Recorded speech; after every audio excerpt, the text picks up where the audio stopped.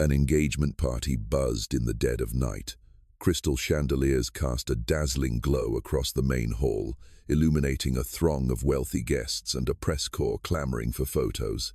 At the heart of it all, a young woman in an ivory dress, Sophia Hayes, was held by the arm, her eyes wide with terror. Across the opulent room, a man in a simple shirt, Jake Miller, walked in, carrying an old jacket. A security guard's voice sliced through the din, his gaze locking with Sophia's. Then he spoke softly, yet clearly enough for the entire room to fall silent. "She's with me." Sophia, the billionaire's future bride, stood frozen, her lips trembling. The man before her was the one who had vanished from her life 6 years ago, along with a secret no one dared to mention. Jake Miller adjusted his work shirt, checking the dad, a former air rescue soldier, now lived a quiet life as a hotel technician. His 8-year-old daughter, Chloe, sat in the small break room, carefully folding paper cranes. She loved to draw and always made little wings for her dad. "Daddy, why do you have to work at the fancy party?" Chloe asked, adding another crane to her collection. "Just fixing their sound system, sweetheart." Temporary job at the luxury resort where billionaire Victor Thorne was hosting his engagement party, unaware that the bride was a ghost from his past. The grand ballroom vibrated with wealth and power. Crystal chandeliers, designer gowns, champagne flowing freely. At the center stood Sophia Hayes, 30 years old, a former battlefield nurse, now engaged to Victor Thorne. Beautiful, yes, but her eyes held a sadness that no expensive jewelry. A 40-year-old arrogant CEO who had built his fortune on the sacrifices of others commanded the room. As Jake carried his toolbox toward the sound booth, security intercepted him. "Dressed like that, you think you can just walk into the VIP area?" Nearby, a wealthy guest burst into laughter. "Maintenance workers these days," a woman sneered, who had followed her father to bring him a glass of water, was roughly pushed aside by a staff member and stumbled. Jake immediately knelt, gently catching his daughter. "It's okay, sweetheart," he said calmly. "Some places they forget who actually built them." His voice was quiet, but carried a weight that made some guests uncomfortable. "Sir, you and your child need to leave," the security guard insisted. "I'm here to fix your sound system," Jake replied. The microphone on stage screeched with feedback, and the MC tapped it frantically. "Can we get a technician up here? The audio is completely dead." All eyes turned to Jake. Reluctantly, the event coordinator waved him forward. "Fine, but make it quick." Jake handed Chloe his jacket and walked onto the stage. The spotlights hit his face as he adjusted the equipment with practiced efficiency. That's when her fingers shattering on the marble floor. She stood frozen, staring at the man on stage, the man she thought had died 6 years ago. "Ma'am, are you all right?" Victor asked, noticing her distress. But Sophia couldn't speak, couldn't breathe. The spotlight illuminated Jake's profile perfectly. The same strong jaw, the same gentle hands that had once pulled her from fixing the microphone, testing it with a soft tap. Testing. 1, 2. His voice. God, his voice was exactly the same. The crowd applauded as the sound system came back to life, but Sophia heard none of it. When Jake stepped down from the stage, their eyes met across the crowded room. For one impossible moment, 6 years vanished. Sophia's lips moved, forming a word so quiet only she could hear. "Jake." He stopped walking. "Daddy, why is that pretty lady crying?" Jake looked at his daughter, then back at Sophia, recognition dawning in his eyes.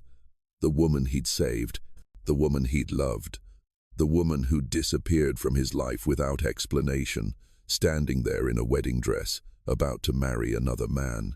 The engagement party continued around them, but for Jake and Sophia, the world had stopped. Victor Thorne stepped forward, placing a possessive arm around Sophia's, but his voice carried through the ballroom. "Darling, do you know this man? He's just a maintenance worker," the wealthy guests whispered, sensing drama.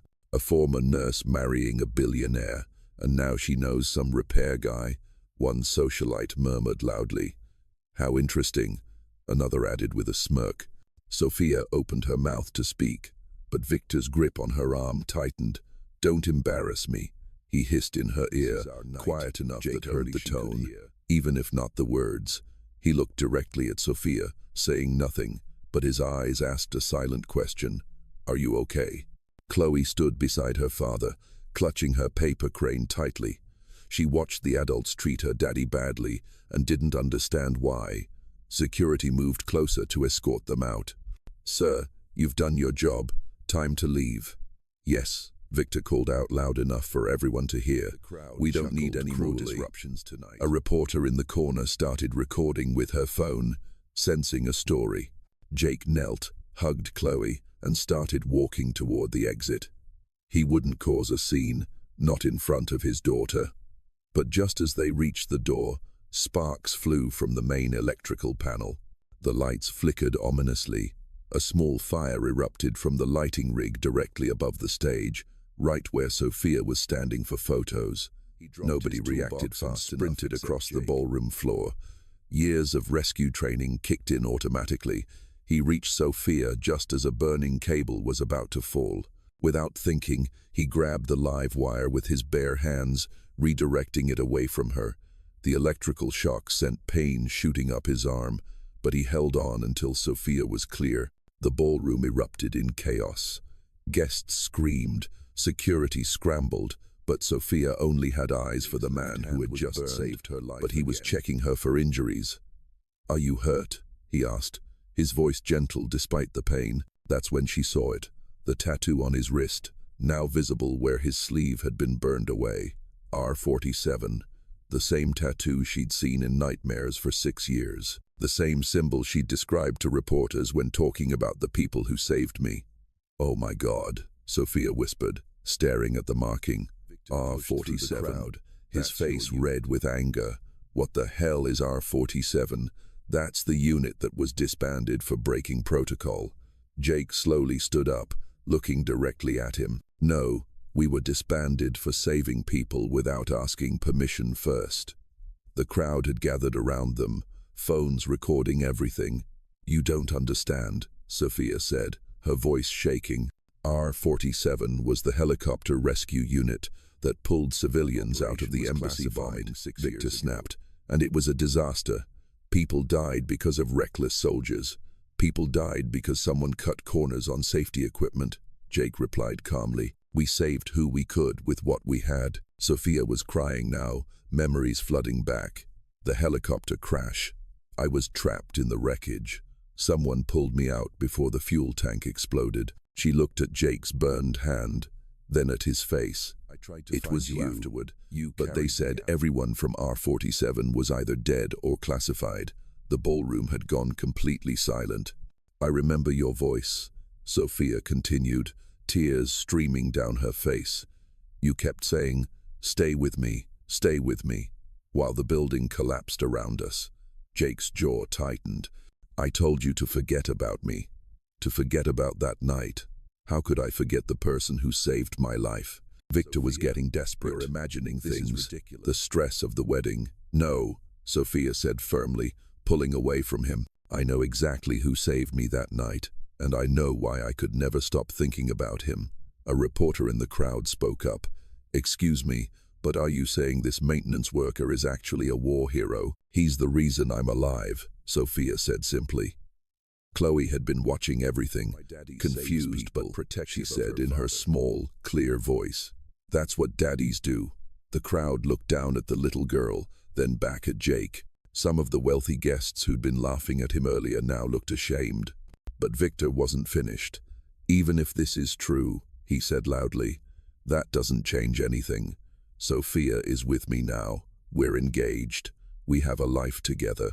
Jake looked at Sophia one more time. Hung in the air between them. Quietly. Sophia looked at her engagement ring, at Victor, at the life she'd built, trying to forget the man who'd given her a second chance. Then she looked at Jake, at the burn on his hand from saving her again, at little Chloe holding his other hand. For the first time in 6 years, Sophia knew exactly where she belonged.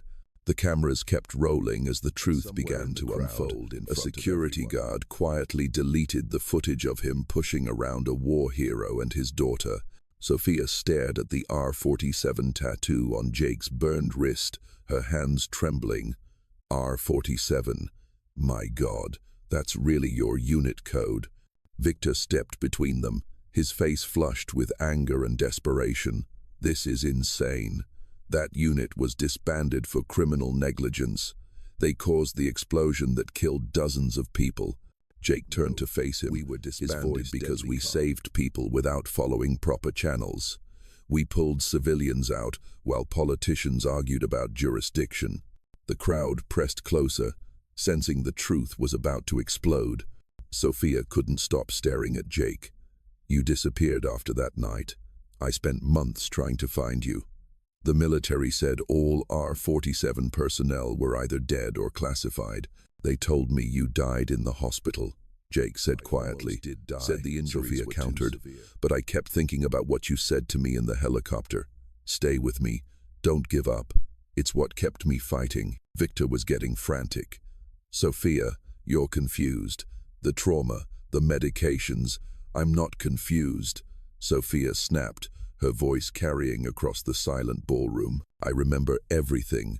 The embassy bombing, the helicopter crash, the man who carried me out while the building collapsed. You telling me your daughter's name. Chloe. You said you had to get home to Chloe. Chloe looked up at her father with wide eyes. Daddy, you saved the pretty lady. But Victor wasn't giving up. Even if this fairy tale is true, it doesn't matter. R47 was responsible for that disaster in the first place. Actually, came a voice from the crowd. That's not what happened. Everyone turned to see a woman with a press badge, Channel 7 News. I've been investigating the embassy bombing for years. She pulled out her tablet, swiping to a video file. This is classified footage that was leaked last month. It shows what really happened that night. The video began playing on her tablet, connected to the ballroom's main screen.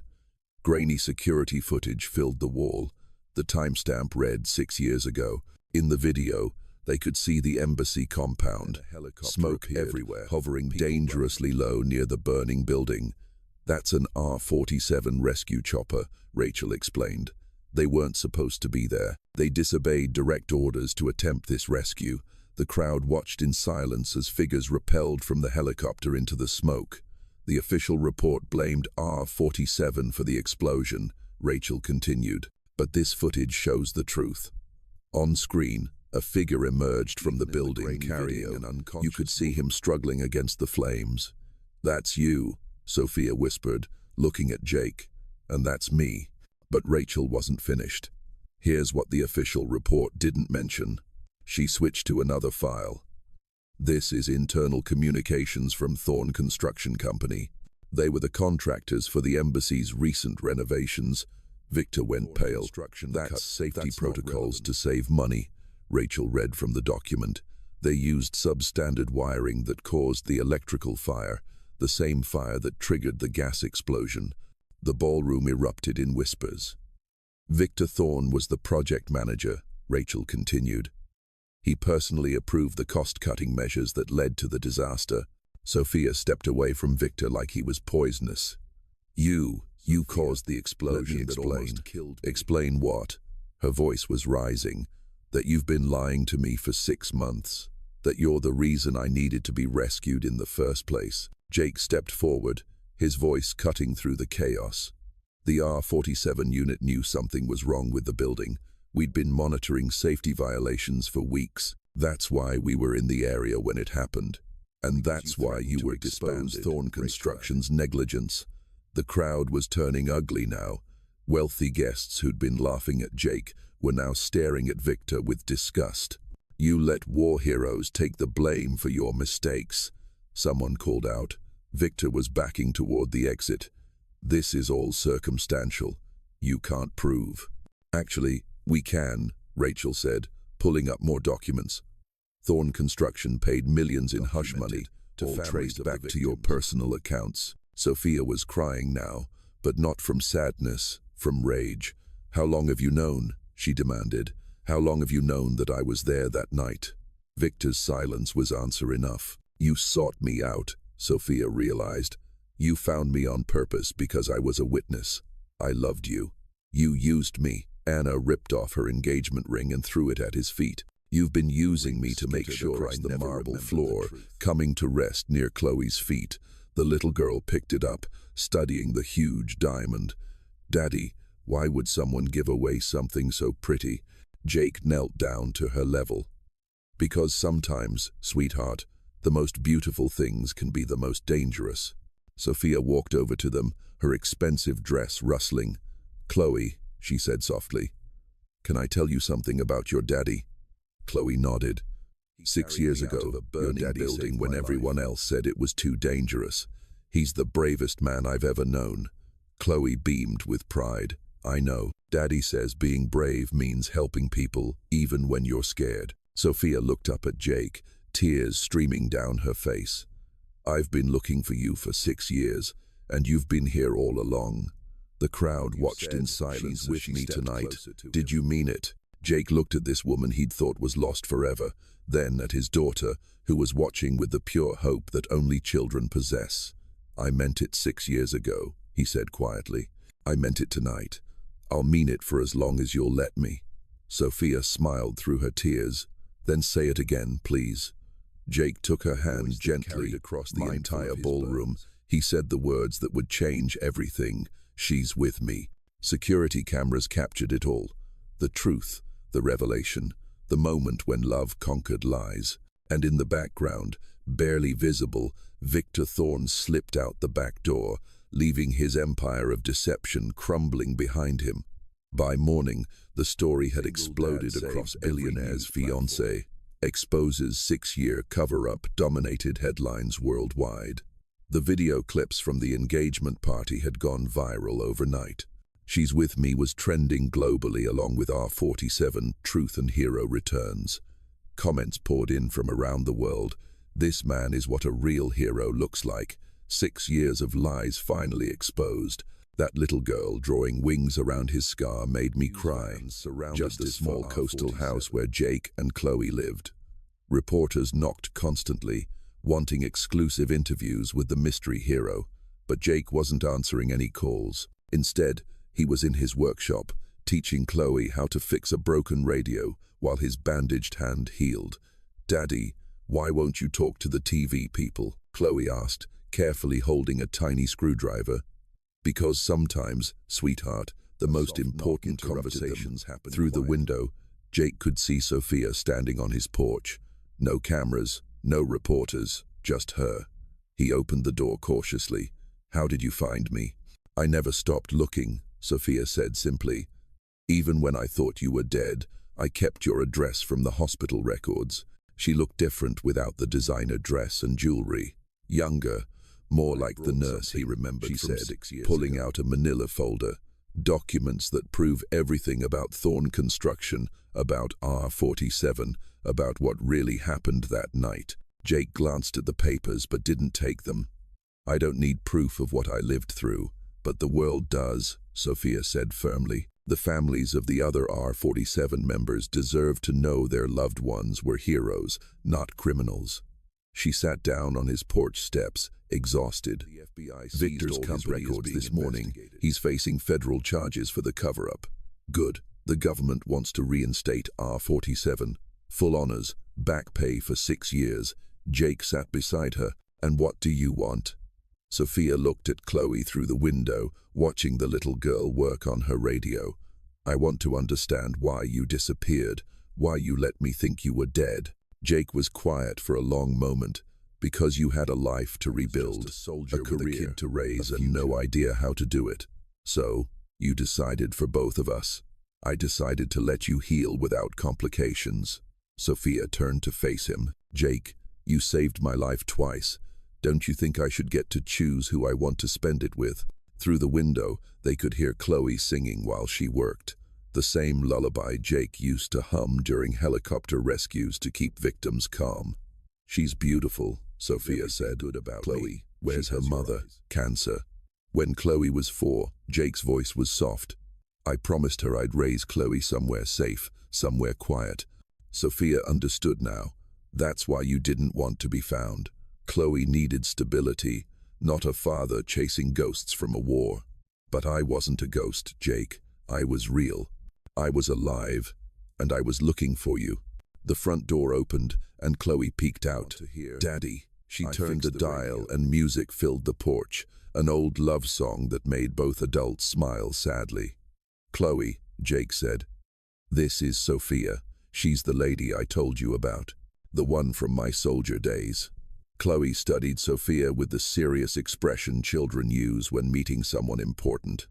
Are you going to stay for dinner? Chloe asked. Daddy makes really good spaghetti. Sophia looked at Jake, asking permission with her eyes. As they sat around Jake's small kitchen table, Sophia watched father and daughter together. The way Jake cut Chloe's food into perfect small pieces, how Chloe automatically saved the best part of her garlic bread for her dad. This was what family looked like. Not the cold perfection of Victor's world, but warm chaos and genuine care. Sophia, Chloe said during dessert, do you know how to fold paper cranes? I'm afraid not. I can teach you. Daddy says they can fly. As Chloe demonstrated the delicate folds, Sophia realized something profound. She'd spent 6 years trying to rebuild her life, getting her nursing degree, climbing the social ladder, trying to become someone worthy of being saved. But she'd had it backwards. The person who'd saved her had never needed her to be anyone other than who she was. Jake, she said after Chloe went to bed, I never stopped loving you. Not for 6 years, not for one day. Jake looked at her across his simple living room with its second-hand furniture and Chloe's artwork covering the walls. Sophia, I can't give you the life Victor could. I'm just. You're the man who taught me that being safe isn't about having money. It's about being with someone who will run toward danger to protect you. She stood up, decision made. I'm not asking you to change for one more. Outside, the ocean waves crashed against the shore, washing away the old world to make room for something new. A quiet afternoon by the ocean, Jake was fixing the old roof panels of their small house. Chloe sat on the porch, folding another paper crane. Sophia arrived carrying a wooden-framed photograph. It was the moment when Jake saved her at the engagement party, captured by I didn't have another wedding, she said softly. I told them I already met someone who taught me the real meaning of promises. Jake looked out at the sea, his expression peaceful. His wrist still bore the burn mark, but around the R47 tattoo, Chloe had drawn small blue wings with her marker. Daddy, I added wings, so people know that anyone with these scars helped other people fly up. Jake smiled, something to be ashamed of. Sweetheart, they're proof that we can still stand up after we've been hurt. Sophia watched father and daughter, her eyes glistening. She's with me. Wasn't just what you said for me that night. It's how you live. Always standing up for people who get left behind.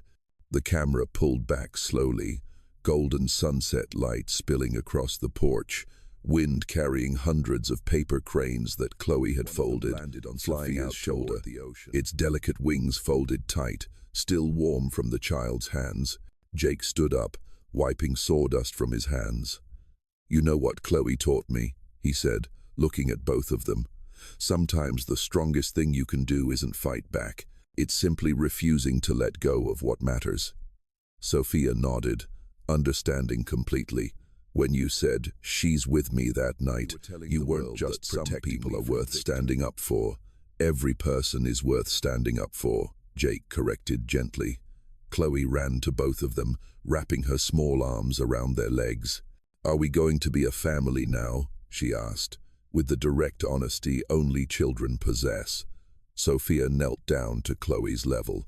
Would you like that? Yes, because families protect each other. And Daddy says the best families are the three of them stood together on the porch of the little house by the sea. Sometimes strength isn't about raising your voice to be respected. Sometimes it's about being calm enough to say, she's with me, and meaning it with everything you have.